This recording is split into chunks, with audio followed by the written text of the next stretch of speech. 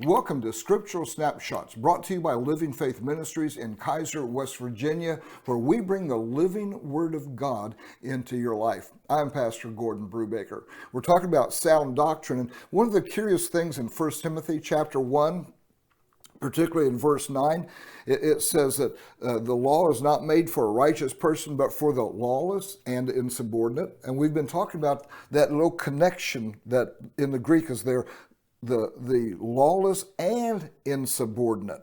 It's connecting the two together. If you're insubordinate, you will go into lawlessness. If you refuse to submit, you will find yourself pretty soon into an area of lawlessness, of where you have no boundaries because you don't think anybody knows more than you, or you think that you can just do anything you want to do and you should be free to do that.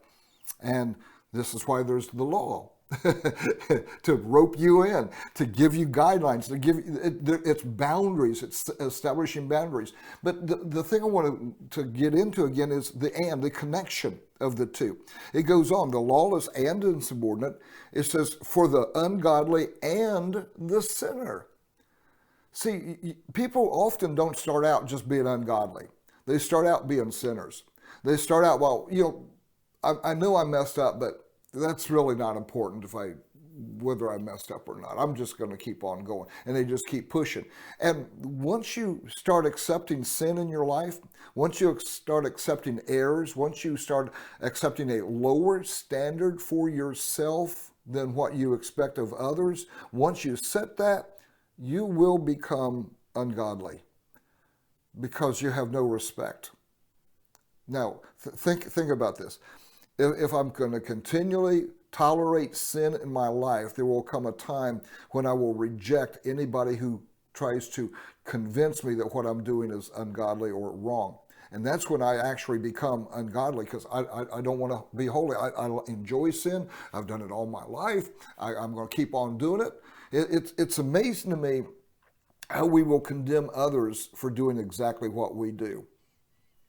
I remember when Bill Clinton was president of the United States, and it came out about his adultery and came out with all these allegations. And the press actually said this, that his sin makes us more comfortable with our own. Another person's sin should not make you more comfortable with your own sin. Your sin should make you uncomfortable, period.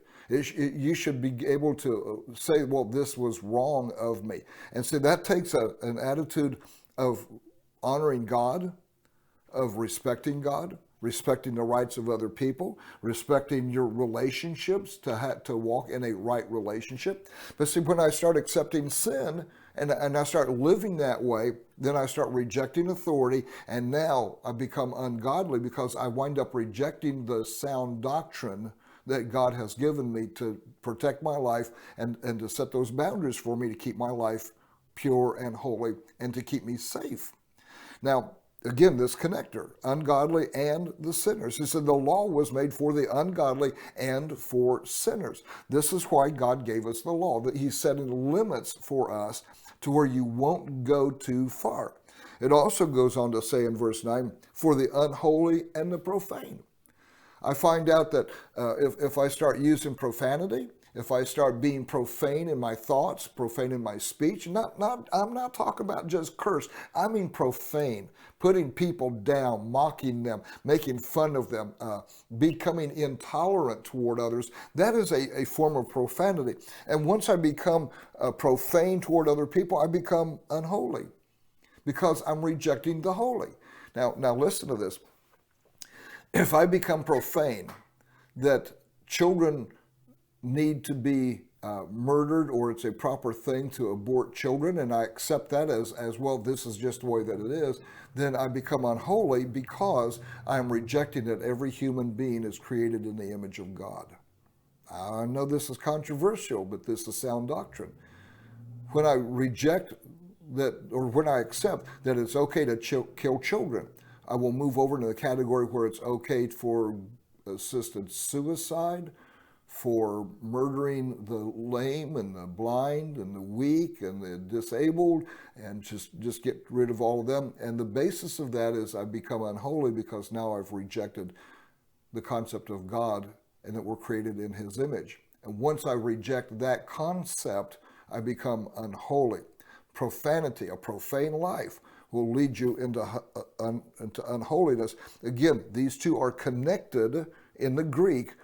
To be unholy is to start out as being profane, because I profane the value of life.